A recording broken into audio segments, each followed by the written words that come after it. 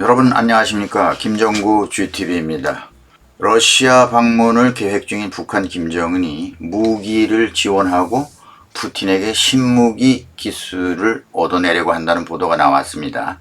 그런데 연이어 나온 보도에 의하면 김정은이 그동안 이미 러시아의 신기술을 뒤에서 빼내온 것은 물론이고 러시아 무기와 쏙 빼닮은 미사일, 전차, 위성을 생산하고 있었다고 보도했습니다. 북한이 지난해 초 러시아 위성 개발업체인 스푸트닉스의 내부망을 해킹해서 초소형 위성체 관련 기술을 빼낸 것이 확인되었고요.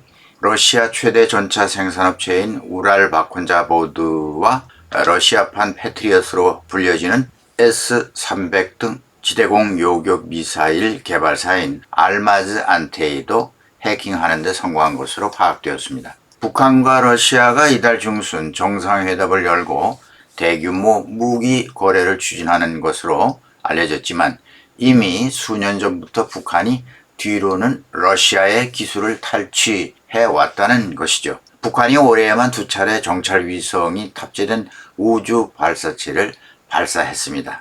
이 우주 기술에 상당한 진전을 본 것도 이와 같은 해킹이 한몫했을 것으로 사이버 보안업체인 지니언스 시큐리티 센터가 분석하고 있습니다. 러시아로서는 이런 사실을 모를 리가 있겠습니까? 그런데 주목을 끄는 사실은 러시아가 왜 김정은을 만나려고 하는 것일까요? 김정은의 러시아 방문에는 우크라이나 전쟁과 용병들의 무장 반란 등으로 깊은 수렁에 빠진 러시아 대통령 푸틴의 그 절박한 처지가 반영됐다는 평가가 나오고 있습니다. 형제국인 우크라이나를 통째로 먹겠다고 밀어붙이다가 수렁에 깊이 빠진 발을 빼지 못하고 허우적거리고 있는 이 러시아. 이젠 무기 제조를 배워간 북한에 찾아가서 무기 좀 달라고 구걸하는 신세로 전락해버렸으니 러시아의 오랜 고난의 길을 보고 있습니다. 전쟁 전에 러시아 대통령 푸틴의 국제적 위상과 영향력은 사상 최고에 이른 듯 보였습니다. 하지만 우크라이나 침공으로 1년 반이 지난 현재 푸틴은 국제적으로 비웃음거리로 전락했고요. 총체적 수렁에 빠진 러시아는 사면 초가에 놓였습니다. 다만 러시아가 아직도 세계 2위의 핵무기 보유국이라는 점을 제외하면 사실상 종이 호랑이에 불과했다는 진실이 지금 드러났죠. 지금 우크라이나 전선에서 러시아는 탱크, 포탄을 비롯해서 많은 무기를 잃었습니다. 재래식 무기마저 거의 다 떨어져 가고 있다는 증거입니다. 얼마 전 북한 전승절 70주년을 계기로 세르게이 쇼이구 국방장관을 북한에 파견해서 김정은과 군사협력 강화에 합의한 것이나 다음 주 북한 김정은이 러시아를 방문하기로 한 것. 이것은 푸틴 대통령의 약화된 위상을 반영해 주고 있죠. 국제사회가 뭐라 하든 비난과 제재를 아랑곳하지 않고 직접적으로 포탄과 무기 등을 러시아에 지원할 만한 우방이 북한 외에는 없게 됐다는 얘기입니다. 미 육군 예비역 중장인 마크 허들링은 현지 시각으로 4일 CNN 방송에서 김정은과 푸틴 대통령의 만남은 세계에서 가장 유명한 왕따 국가들의 자포자기한 두 지도자가 모이는 것이다 라고 하면서 이건 푸틴이 도움을 얻어내려 안간 힘을 쓰고 있다는 사실을 말해준다 라고 밝혔습니다. 미국 제이크 셜리번 미국 국가안보보좌관은 5일 북한이 러시아에 무기를 제공할 경우 국제사회에서 대가를 치르게 될 것이라고 말했습니다. 지난 7일 세르게이 쇼이구 러시아 국방장관의 방북 이후 북한과 러시아 간의 무기 거래가 급속히 진전됐다고 보고 있는 겁니다.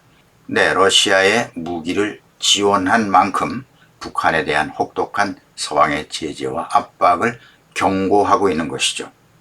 토니 블링컨 미 국무장관이 1년 만에 우크라이나를 다시 찾을 것이라고 밝혔습니다.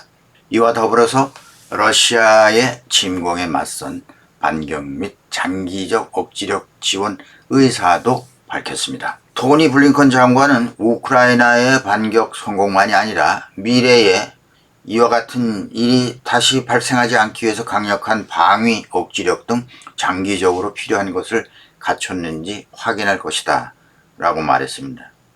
이 말 속에는 다시 말해서 서방 세계가 나서서 이런 참혹한 전쟁이 다시 일어나지 않도록 장기적인 러시아에 대한 강력한 억지력을 갖추겠다는 포석을 내포하고 있습니다.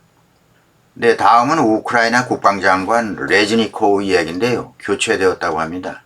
요즘 우크라이나는 서방 국가를 의식해서 부패에 아주 민감해져 있습니다. 우크라이나가 전쟁 중에 국방장관을 교체하는 강수까지 둔 이유가 뭘까요?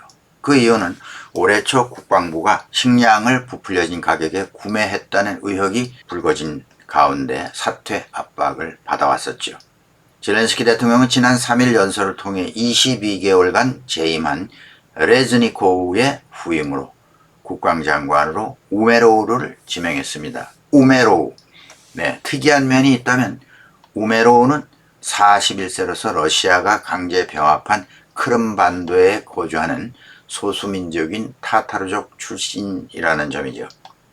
네, 다음은 와그너 용병그룹에 대한 얘기인데요. 5일 현지 시간 영국 BBC에 따르면 영국 내무부는 와그너 그룹을 테러 단체로 지정해서 그들의 영국 내 자산에 대해서 압류를 허용하도록 하는 초안을 의회에 제출할 계획입니다.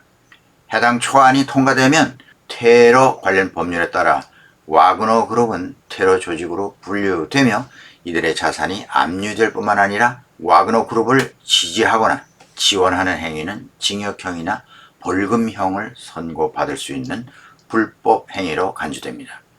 현재까지 영국이 테러 단체로 지정한 조직은 팔레스타인 무장파인 하마스와 아프리카의 이슬람 극단주의 무장단체인 보코하람 등이 있습니다. 와그너 그룹은 특히 유럽 전역에 다양한 형태의 자산을 갖고 있는데요. 프리고진 사망 이후 러시아 당국이 와그너 이름으로 되어 있는 자산에 대한 처분에 나서기 시작했던 겁니다. 그러자 서둘러서 이를 압류하기 위해서 이번 테러단체 지정 조치가 이루어진 것으로 풀이된다고 BBC는 밝혔습니다. 이 와그너 그룹은 지도부 공백이 이어지고 있지만 아직도 향후 미래는 불투명한 것으로 알려졌습니다. 월스트리트 저널에 따르면 일부 다른 러시아 용병 기업인 레두트라고 하는 용병 기업이 있는데요. 이 레두트가 와그너 그룹 용병들을 대상으로 대원 모집에 나서고 있다는 얘기도 있고요. 러시아 정부가 해당 조직을 모두 러시아 국방부에 편입시키려고 대원들의 서명을 강요하고 있는데 돈 받고 용병했던 사병들이 뜻대로 될지 여부는 간단치 않을 것으로 판단되고 있습니다. 네, 어찌되었든 러시아의 체면이 말이 아니게 되었고 더구나 푸틴의 러시아 내부나 국제적인 위상이 추락일로에 있다고 하는 사실. 네, 오늘은 여기까지 하겠습니다. 시청해 주신 여러분 감사합니다. 김정구 GTV였습니다.